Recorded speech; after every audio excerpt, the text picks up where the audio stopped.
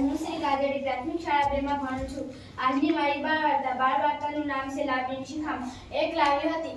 તે ઘઉંના ખેતરમાં માળો બાંધીને રહેતી હતી. તેને નાના નાના બચ્ચા હતા, તેથી તે તેને માળામાં મૂકી અને પોતે છમછમવા જતી. એક દિવસ લાવણીએ કહ્યું કે આ ખેતરનો જે પણ માલિક વાત કરે તે તમે હું સાંજે આવું ત્યારે મને કહી દેજો.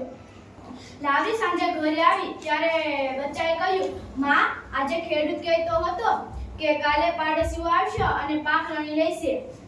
માએ કહ્યું, તે તેના પાડોશી ઉપર આધાર રાખે છે, તેથી તેના મહિનાઓ નીકળી જશે. ચિંતા છોડો. બીજો દિવસ આવ્યો.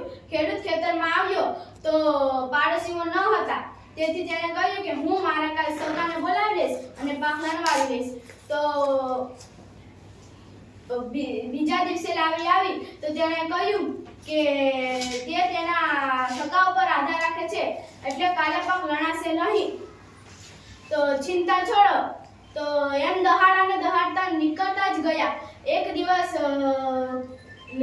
ખેડૂત અને તેની ઘરવાળી આવી તો ખેડૂત ગુસ્સામાં બોલ્યો કે કોઈ આવતું નથી, એટલે આપણે જ કાલે આ બે આવશું અને પાક લઈ લઈશું.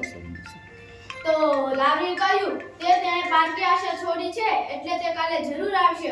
હવે આપણે સલામત જગ્યાએ જતા રહેવું પડે.